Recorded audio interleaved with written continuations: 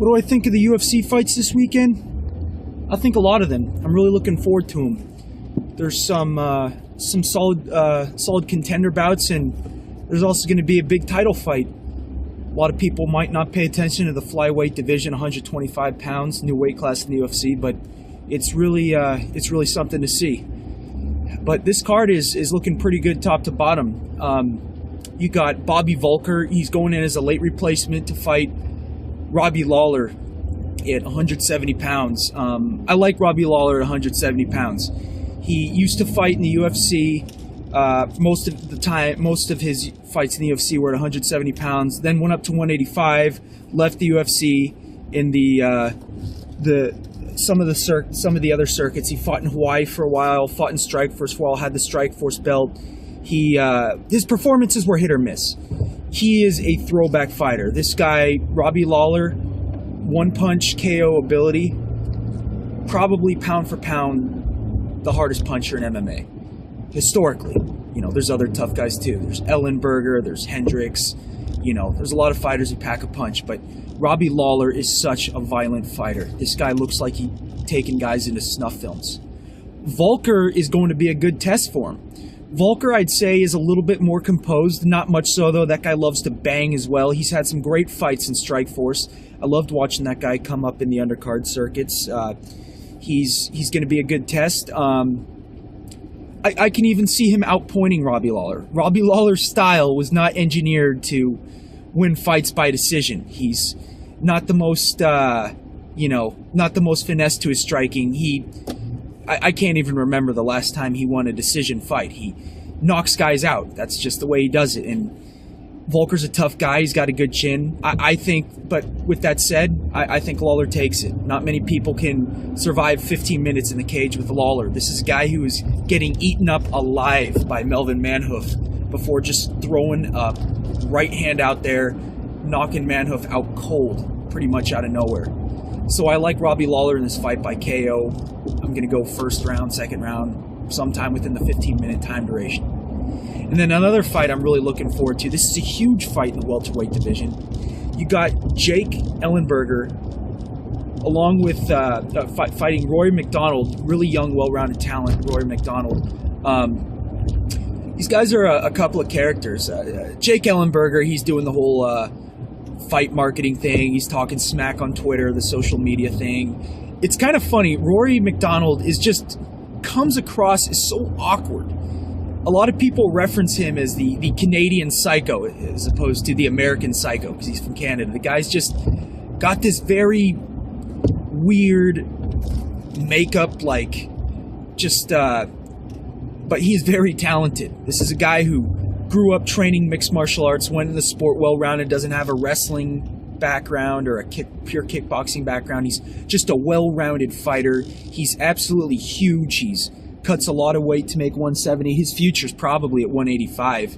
He has been brought up under the tutelage of fighters like George St. Pierre, David Loiseau, training under the great Canadian trainer Firas Zahabi. This guy's a very well-rounded young talent.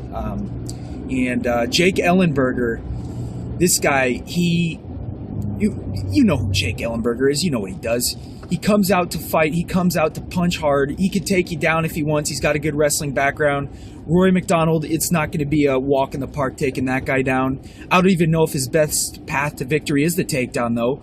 Jake Ellenberger possesses some of the best punching power in the sport. I mean, this really is a night of heavy hitters is what it is. I don't really know too much on how Rory McDonald responds to getting hit. I've seen him get hit before. He panics a little. Jake Ellenberger is not a good guy to panic against. I do view the best advantage to the highest likelihood for Rory McDonald winning this fight, in my opinion, is by decision. Jake Ellenberger has shown a lot of susceptibility to getting tired later in fights. Who's to say he didn't train his cardio? Maybe he has lungs of a gazelle this fight, but against Diego Sanchez, Carlos Condit, his cardio has failed him. But this guy doesn't necessarily have the submission chops that other fighters in the division do, though. But I will say Jake Ellenberger does have some great wrestling. He's got some good takedowns, good top positional control. He can land some heavy ground and pound if he wants. He's got one of the best first round fighters out there. I slightly favor Rory McDonald in this fight. I think he takes the decision. I think he's a very well-rounded fighter. I can very easily see Jake Ellenberger win this. It's a tough fight to pick. Maybe Jake Ellenberger out-wrestles Rory McDonald for 2 out of the 3 rounds. Either guy has quite a few paths to victory, but ultimately I think the more likely chance, the highest likelihood is Rory McDonald winning by decision. But it's a very close, contested fight. And then the main event, which I hope a lot of people watch because I think the flyweight division needs some love, is Mighty Mouse. That's Demetrius Johnson versus John Moraga. Now, this is an interesting fight. I don't know if any title fight, any competitor who's ever competed in a title fight has ever gone straight from the undercards to the main event. But John Moraga has been tearing it up in the undercards. He's a very raw talent, very naturally gifted. He's could be a brawler. He's got a lot of one of the advantages I'd give to him is he's got some power. Got a wrestling background, pretty well-rounded fighter. Demetrius Johnson, he's a well-rounded fighter in a different way. He's a pure strategist. I don't really view him as a great striker, a great wrestler. He's a guy who can get taken down, who doesn't necessarily knock guys out, but he is fast. Probably the fastest fighter in the UFC. He's damn near impossible to hit. If you hit him, his chin doesn't hold up the best. Benavidez clipped him, Dodson clipped him. They hit him hard, but yeah, you could drop him, but try to finish the guy. You know, it's Mighty Mouse appropriately named. He's a very quick fighter. And his strategy, though, you know, he's under the tutelage of Matt Hume in Seattle, or in Washington, rather. He will be very prepared for this fight. Ultimately, I think Demetrius Johnson will come out ahead. He's got very good fight IQ. He can adjust from all sorts of situations. He knows how to get his hand raised at the end. He's fought better wrestlers. He's fought better grapplers. He's fought better strikers. But, you know, this guy, he's such a competitor. So, just fights so intelligently. So much speed. It's ridiculous. Don't blink. This guy's going side to side. You know, front, back, left, right. He's going to throw out some unorthodox techniques too. He's, you know, it's what you see in a lot of the lighter weights. They can afford to do that. They're not investing loads of cardio to do these things because they are all so light. They go 15, 25 minutes, no problem.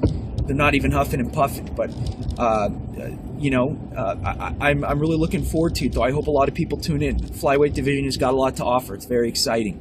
They're the fastest, the fastest fighters in the sport. Some of the more technical fighters as well.